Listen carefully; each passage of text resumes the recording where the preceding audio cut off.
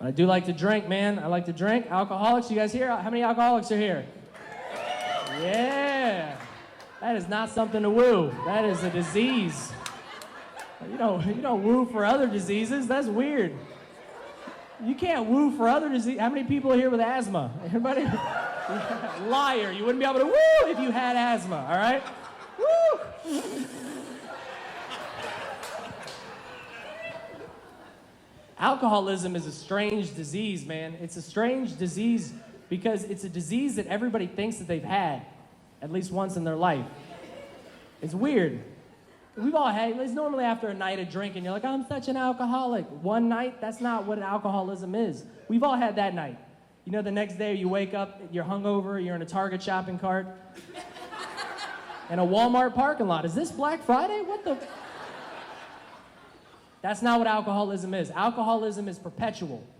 It affects your day-to-day decision-making skills. If you want to know if you're an alcoholic, there's a line you have to cross. And here's that line. When the doctor prescribes you antibiotics, and she says you can't take this medication within 3 hours of drinking, if your first thought is, nah, I'm just going to beat pneumonia on my own, you know? That's all mental. Everybody knows that. And you have to own your problem. If alcohol is your vice, you have to take ownership of your problem. That's one of the things they teach you in the meetings I stopped going to. You have to own your problem. Too many people, they place blame on something else. It's never alcohol's fault for their misfortune. It's always something else. I have a friend. I wanted to go to this Mexican restaurant with my friend, and he goes, oh, we can't go there, man. The food here is bad. Well, what happened? Well, last time I went, I had 10 shots of tequila and one of their burritos. I threw up everywhere. Don't go. The food is terrible. Really? That's the food that did that? That would be like me doing 10 lines of cocaine, sneezing, and being like, fucking allergies are crazy. Did somebody cut this with pollen? You gotta own it. Don't drink and drive. Not worth it. Don't drink and drive. What's worse than drinking and driving is texting and driving too, right? Texting and driving. Texting and driving causes 4 times as many crashes as drinking and driving.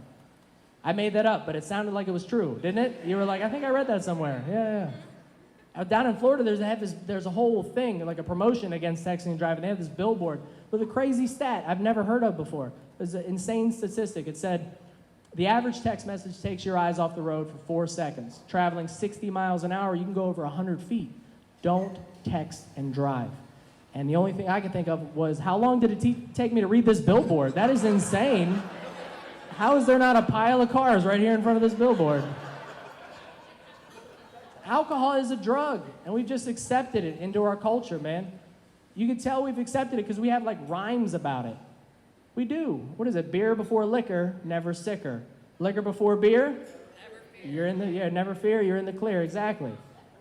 And there's other ones too. What is it? It's like a wine before champagne, officer, I can explain. Vodka before rum, where are you putting your thumb? Whiskey before gin, it's too soft to stick in. Like there's a few. There's a few. I can't remember all of them, but there's a few. But they don't have those rhymes. They don't have those rhymes about other drugs. They don't have those everyday rhymes about other drugs. You're never going to hear like cocaine before your child's school play. Visitation rights taken away is how that ends.